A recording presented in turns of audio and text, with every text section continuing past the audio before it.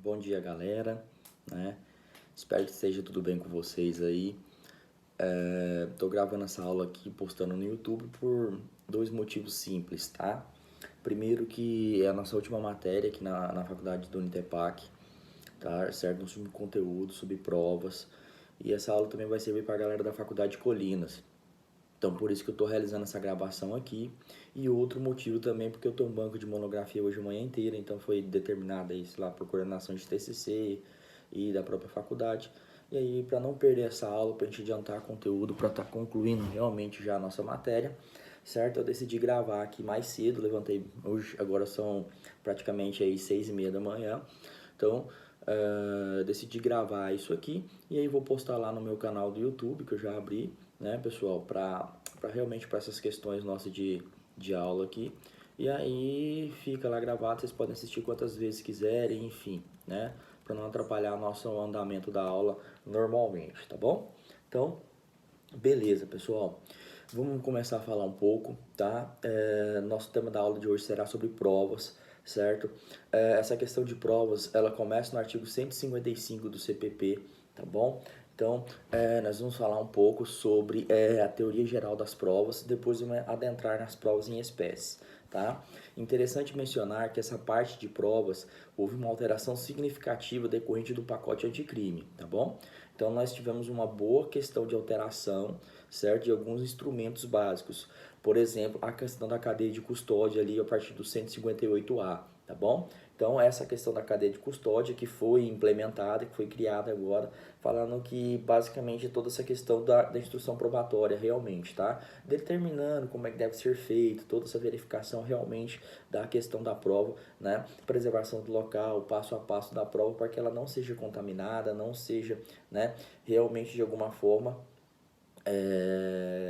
maculada decorrente dos atos, né, da própria polícia, né, de terceiros, enfim, qualquer coisa nesse sentido aí, tá bom? Então, beleza, pessoal, vamos começar, vamos adentrar na questão da teoria geral das provas, tá bom? Então, vamos lá, ó. Primeiramente, a gente tem que saber, pessoal, qual é o conceito de prova, tá? O que é a prova? É um elemento produzido pelas partes ou mesmo pelo juiz, visando a formação do convencimento deste acerca de determinado fato. O que quer dizer com isso, pessoal? Que a prova são aqueles elementos que serão realizados durante o decorrer do processo penal sob o crivo do contraditório e ampla defesa e servirão para o livre convencimento do magistrado. Devemos lembrar que no processo penal ela é muito diferente da instrução probatória do processo civil, tá? Em alguns pontos. Por que que existe a diferença, professor? O processo penal, basicamente cabe à acusação provar realmente que existe materialidade e autoria da conduta criminosa. Diferente da defesa, que nós temos que provar basicamente o que, pessoal? A existência de dúvidas razoáveis, tá? Acerca de autoria e materialidade da conduta criminosa. Então, tendo em vista isso, é muito mais cabível à acusação produzir todos os elementos de prova, por isso a necessidade de uma perícia bem feita, de uma perícia bem realizada, porque essa perícia que vai subsidiar, tá, a denúncia, tá, os elementos da denúncia ou da queixa-crime, no caso de ação penal privada. Então, basicamente é isso que serve essa instrução probatória, tá bom? Lá no artigo 155 fala do livre convencimento do juiz, falando que o juiz formará sua convicção pela livre apreciação das provas produzida em contraditório judicial. Quer dizer o que, pessoal? Nós temos o livre convencimento dele aí motivado decorrente das provas que estão elencadas dentro da questão processual, tá bom? Então, o juiz que vai fazer esse livre convencimento, o juiz que vai entender as provas que são necessárias para o seu convencimento, ele que vai valorar realmente cada prova produzida da maneira que entende conveniente realmente, certo? E diante dos fatos que venham ser provados nos autos do processo. Então, o juiz que vai entender como que deve funcionar realmente, o que tem mais valoração para pesar na sua decisão lá na frente, onde ele vai proferir a sentença penal, seja condenatória, seja absolutória, tá bom? Então, ó, o juiz formará sua convenção pela livre apreciação da prova produzida em contraditório judicial, não podendo fundamentar sua decisão exclusivamente nos elementos informativos colhidos na investigação, ressalvadas as provas cautelares, não repetíveis e antecipadas. Gente, o que acontece? Isso aqui já é simulado, isso aqui já é pacífico. Eu explico isso lá em processo penal 1, quando eu falo de inquérito policial e falo de ação penal basicamente, tá bom? O que acontece? O juiz ele não pode se basear apenas em elementos de informações colhidos na fase de inquérito para pronunciar o seu veredito. Por que isso, professor? Porque lá na fase de inquérito policial não existe o crivo do contraditório da ampla defesa. Como não existe o crivo do contraditório da ampla defesa, automaticamente, pessoal, o que acontece? Não tem como você tornar isso um elemento probatório justo para basear uma sentença penal. Não estou falando que ele não pode pegar elementos de informação colhidos durante o inquérito, submetidos ao crivo do processo penal, do contraditório da ampla defesa, debatido entre acusação e defesa, tá? Tudo isso aí para basear lá. O que ele não pode fazer é pegar, por exemplo, um interrogatório lá na fase de inquérito e falar, lá na fase de inquérito se baseou nisso, então eu condeno ele. Negativo, ele não pode isso. Ele tem que ver o que aconteceu no processo penal, tem que analisar todas as provas levantadas, conjuntamente com as provas do inquérito policial, com os elementos formados lá, tá bom? Aqui ele diz que o juiz não pode fundamentar sua decisão exclusivamente. Então ele pode se basear nesses elementos de informação? Óbvio que pode, tá, pessoal? Ele não pode se basear unicamente nesses elementos. Então ele tem que analisar todo aquele contexto probatório realizado no decorrer de toda a instrução processual, o interrogatório do réu, tá? Nós temos também testemunhas, perícia. Então ele tem que analisar todo esse conjunto probatório que foi realizado no decorrer do processo para poder realmente proferir o seu veredito em relação à sua decisão básica, tá bom? O que é o objeto da prova, pessoal? Vamos falar sobre objeto de prova, tá? O fato precisa ser provado para que a causa seja decidida, pois sobre ele existe incerteza. Pessoal, o objeto de prova é o fato, tá bom? O que tem que ser provado é o fato, literalmente, tá bom? Você não precisa provar o direito, porque o direito presume que o juiz já tenha conhecimento dessa questão do direito, a não ser que seja direito municipal, estadual, estrangeiro, consuetudinário, como nós já vimos isso lá no processo civil. Aí você tem que provar, trazer o teor daquela normativa. Mas como no processo penal nós temos basicamente a competência, né, privativa da União para legislar sobre essas questões, então nós temos um único código, automaticamente, pessoal, muito difícil ter outra, né, norma específica que trate sobre essas relações, a não ser as legislações infraconstitucionais, mas também todas de cunho federal, tá bom? Então, presume que o juiz já tenha conhecimento, nós temos que recair sobre fatos. Então, você vai atrelar o fato ao caso concreto para você provar o instrumento de defesa ou provar a acusação ao caso concreto, tá bom? Nós, como defesa, pessoal, nós não temos a obrigação de provar 100% que nosso cliente é inocente. Nós temos a obrigação de provar realmente, pessoal, trazer dúvidas razoáveis sobre a autoria e materialidade, tá? Porque quem tem o direito de provar é a acusação, é o MP, no caso, se ele for, né, o autor aí, né, se a legitimidade ativa for dele, basicamente, tá? Quais são os fatos que independem de prova, pessoal? A mesma coisa lá do processo civil, tá? São aqueles fatos evidentes, notórios, tá? Presunções legais, fatos inúteis, certo? Então, todos esses tipos de fatos não necessitam de prova. Por exemplo, provar que 25 de dezembro é Natal. Para quê? Não necessita, tá? Então não tem lógica provar isso aí nenhuma. Para quê? Não é todo um fato notório, fato evidente, todo mundo tem conhecimento, tá? Acerca daquela questão, ok? Vamos falar um pouco sobre a classificação das provas, essa teoria geral das provas, falar um pouco sobre essa classificação aí. Ó, então as provas podem ser diretas e indiretas, tá? Diretas quando elas recai em cima do próprio fato, de maneira direta, tá? Uma perícia realizada no próprio local do crime, qualquer coisa nesse sentido, tá? Provas indiretas, aquelas que não provam diretamente o fato, mas por uma dedução lógica acabam por prová-lo. Pense o seguinte, pessoal, ó, eu tô falando que determinada pessoa X, tá? Tô falando, por exemplo, que a Tereza é autora de um determinado crime.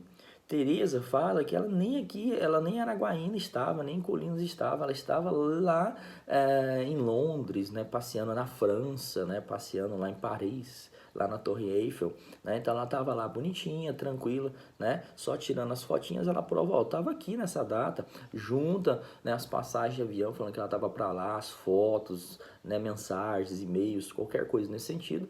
Aí isso é uma prova indireta, porque ela está falando que não tem correlação com o fato, mas fazem uma dedução lógica que ela não foi autora do crime. Basicamente é isso, tá bom? Pessoal, a prova direta é aquela que realmente vai lá e faz e tem total correlação. Por exemplo, uma filmagem, tá? Uma própria filmagem do fato realmente, né? Então, daquele homicídio, daquela lesão corporal, daquele roubo, furto, enfim, tá? Ali faz prova direta.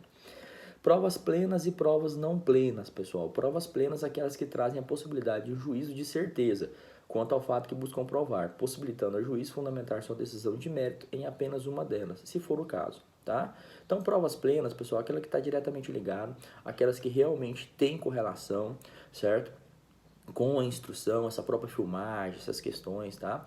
As provas não plenas apenas ajudam a reforçar a convicção do juiz, contribuindo para a formação de sua certeza, mas não possuem poder de formar convicção, fundamentar decisão, tá bom?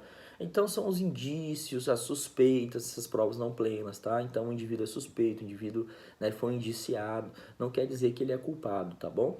A prova plena é aquela que realmente serve para formar uma convicção, uma perícia, certo? Uma perícia que pegou uma digital confirmando que é aquele indivíduo, certo? A própria filmagem. Então, são a prova que realmente é plena da convicção, que pode embasar o que? A decisão do juiz, né? Naquela questão, uma testemunha ocular, certo? Então, são instrumentos que podem formar literalmente o convencimento do magistrado acerca daquele fato, tá bom? Beleza, provas reais e provas pessoais, certo? Provas reais são aquelas provas nos objetos, tá? Não derivam de uma pessoa, nos objetos do crime. Então, na arma, por exemplo, no local do crime, certo? Em um carro que foi utilizado, qualquer coisa nesse sentido, tá bom? Então, isso é uma prova real, que decorre de um objeto. A prova pessoal decorre de uma pessoa, por exemplo, o próprio interrogatório, como também a questão testemunhal, tá bom, pessoal? Então, isso é uma prova pessoal. Prova típica e prova atípica. Prova típica é aquela que está constando em lei, literalmente, certo? Aquelas que são os meios probatórios que estão descritos em lei. Por exemplo, uma prova testemunhal, uma própria prova pericial, tá? Então, são aquelas provas que realmente constituem algo descrito na própria legislação. E a prova atípica, pessoal, que não são aquelas que estão previstas na legislação, são outros meios probatórios, desde que sejam legais, legítimos, lícitos, tá, pessoal? Se permite isso, tá bom? Ou seja, nós não temos, pessoal, dentro da nossa legislação, um rol taxativo de meios de prova. Existe um rol exemplificativo, tendo em vista uma utilização, a maior forma de utilização desse meio probatório em juízo. O que eu quero dizer com isso, pessoal?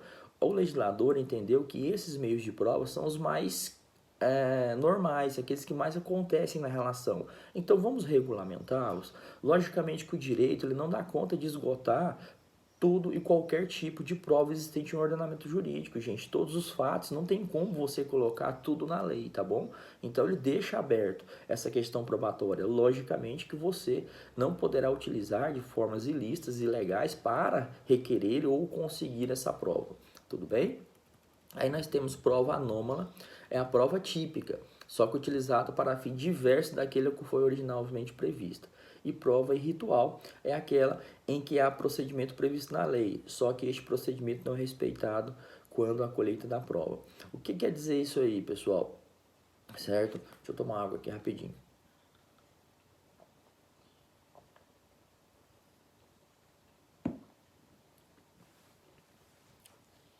Certo? Então, essa prova anômala, pessoal, quer dizer o quê? Que é uma prova típica, só que é utilizada para fim diverso daquele para qual foi originalmente previsto, certo? Então, existe uma formação de uma questão probatória, e aí você utiliza essa prova pensando em um fim específico que é utilizado para outro fim, literalmente, tá bom? Dentro da relação processual. A prova ritual é aquela que há um procedimento previsto em lei, só que este procedimento não é respeitado, né, na sua colheita. Então, por isso que vem essa cadeia de custódia tentando respeitar realmente todo um ritual certo a ser seguido. Tudo bem? Tranquilo? Então, assim, prova anômala, pessoal, você quer provar um homicídio, mas na realidade você começa a juntar elementos de informação ali que ocorreu outras condutas criminosas a não ser além do homicídio. Então, basicamente é isso aí, são provas que serão utilizadas, anômalas naquela relação que você estava tentando provar. E você vai provar algo mais, tá, do que estava na relação, certo? Fechamos essa classificação, tá? Em relação à classificação de provas, bem legal, tá? Vamos falar um pouco aqui, pessoal, sobre a prova emprestada. A prova emprestada, ela é admitida no processo penal também, tá? Desde que tenha algumas questões, que é a identidade de parte submetida ao contraditório, tá bom? Então, existe a possibilidade dessa questão, né, da utilização da prova emprestada, tá bom, pessoal? O que é prova emprestada? Aquela que é utilizada em um processo, certo? E você traz ela para cá. Normalmente, esse tipo de prova são provas documentais, tá bom? Provas documentais ou periciais, provas que realmente ficam transcritas. Porque a prova testemunhal, ela não tem como ser uma prova emprestada, porque não tem como a pessoa exercer o contraditório e a ampla defesa, pessoal, na prova testemunhal. Porque ele testemunha lá, ou ele testemunha aqui novamente, ou não tem como você pegar aquele testemunho e trazer para cá. Tá bom? Porque você não pode fazer perguntas, você não pode contestar ele, você não pode contraditar o testemunho, então, totalmente assim, inutilizado como prova emprestada. Tudo bem? Certinho? Fechou. Vamos continuar então aqui. Beleza, tá? Nós temos algumas exceções sobre o livre convencimento motivado do juiz, que chamamos a prova, né, tarifada ou a íntima convicção, tá bom? A prova tarifada, pessoal, é quando existe um elemento específico para provar determinado fato, tá bom? Então, isso é a prova tarifada. Vamos lá. Ela não é a regra do nosso ordenamento jurídico, mas existem exemplificações que traz, né, realmente à tona essa questão da prova tarifada, como, por exemplo, né, como que a gente atesta um óbito para extinguir um processo? Como que você prova o óbito do indivíduo? Por meio da certidão de óbito. Então, como que você vai pedir para extinguir o processo, tá, decorrente da morte do sujeito passivo, que é aquele que figura no polo passivo da demanda processual penal? Por meio do atestado de óbito. Você junta a certidão de óbito, o cara morreu, ó, extinguiu o processo, bacaninha, legal aí, tá bom? Então, é um exemplo de prova tarifada. Como que você vai provar realmente, pessoal, no crime de bigamia que o cara casou 2 vezes? Por meio da certidão de casamento, tá? Então, é uma prova tarifada, você tem que fazer essa prova literal. Íntima convicção, pessoal, está tratada relativamente à questão do tribunal do júri, tá bom?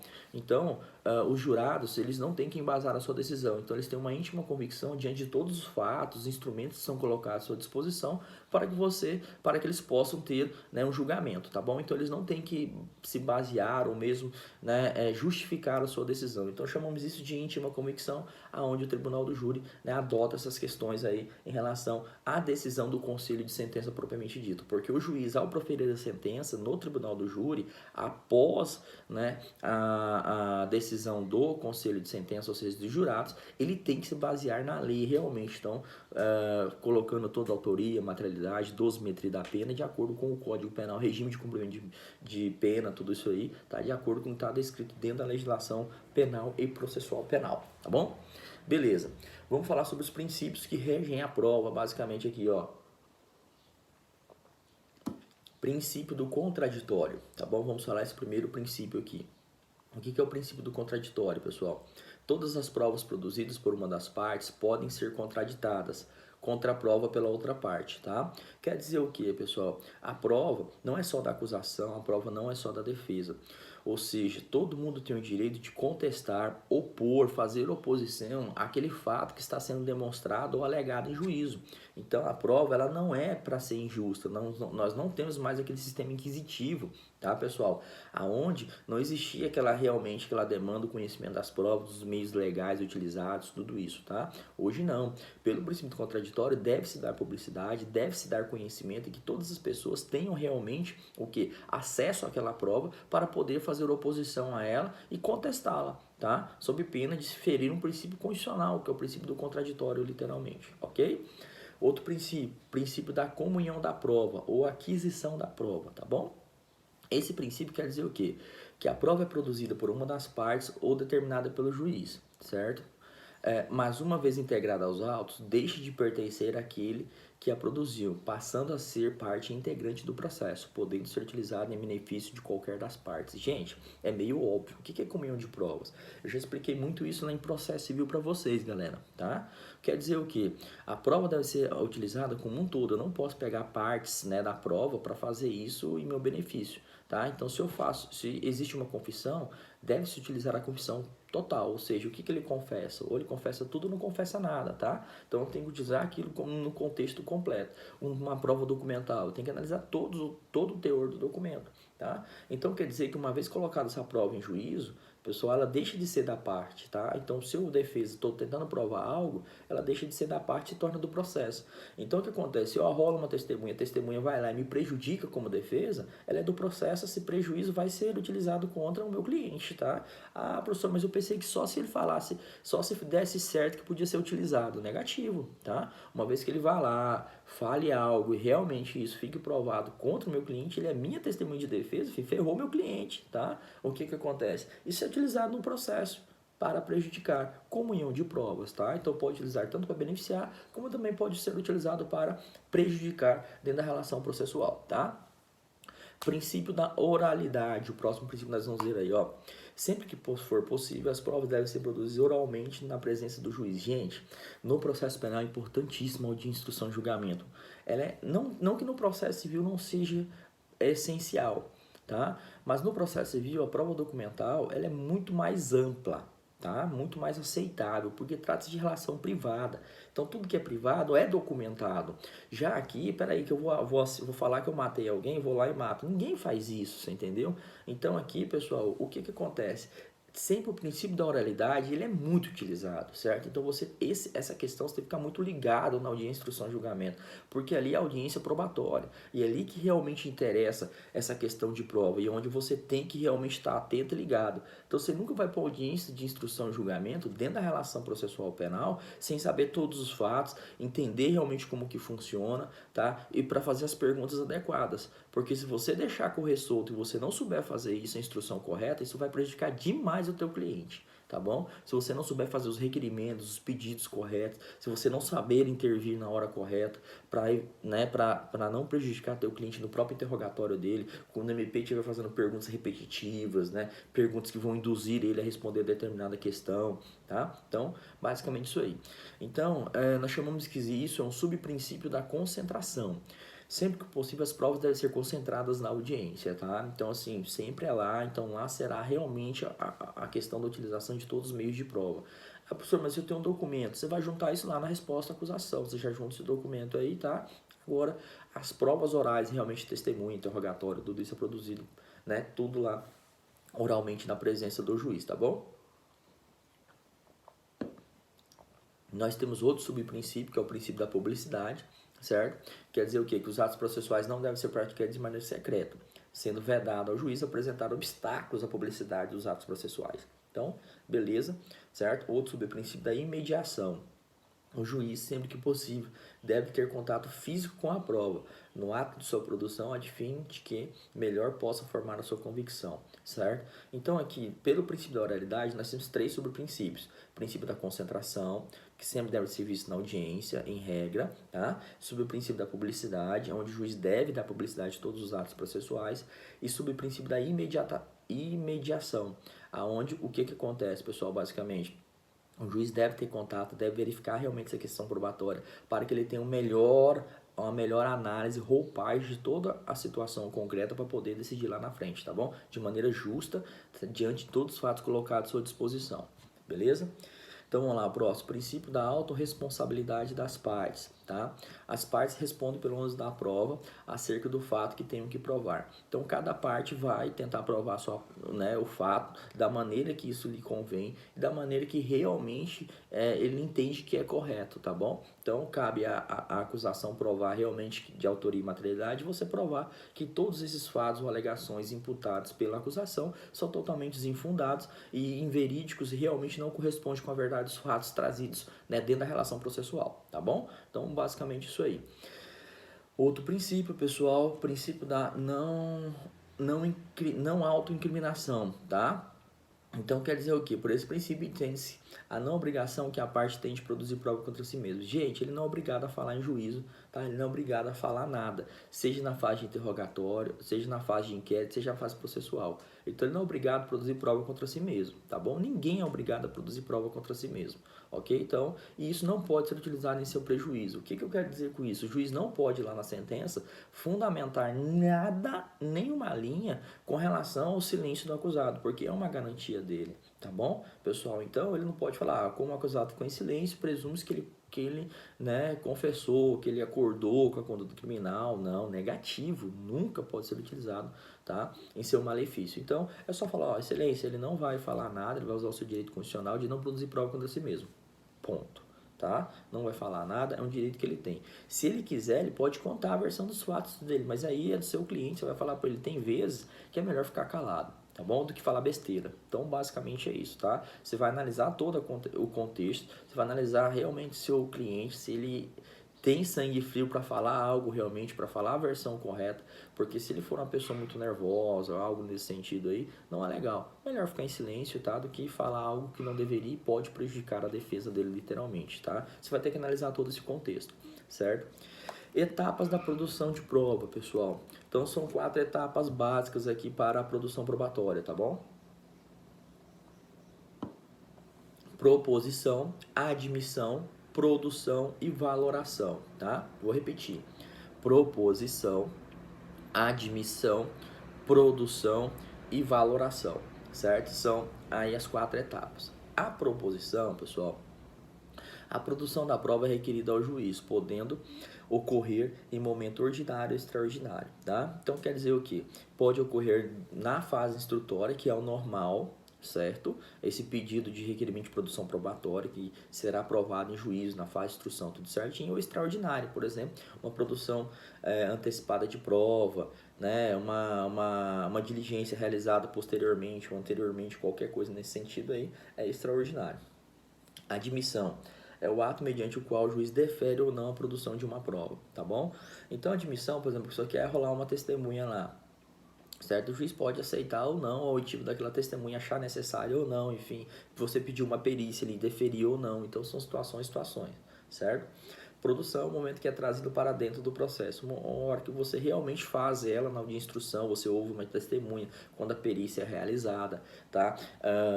No próprio interrogatório, certo? Então são todos essa produção realmente que normalmente acontece na fase de instrução, certo? Quando você traz um documento a juízo, né, todas essas questões aí. Valoração é o meio no qual o juiz aprecia cada prova no processo, né?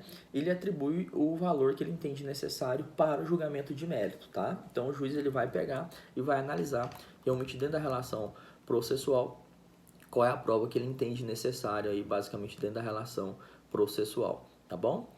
Então, pessoal, para a gente finalizar essa teoria geral das provas, tá? Eu vou dividir o vídeo em dois. Eu vou falar de teoria geral das provas, vou postar, que fica menor o vídeo, melhor para postar no canal, demora menos, certo? Eu não estou gravando ao vivo, estou fazendo a gravação e postando, tá bom? Depois, se vocês tiverem dúvidas, aí vocês podem entrar em contato comigo, não tem problema, vocês têm meu telefone aí, né?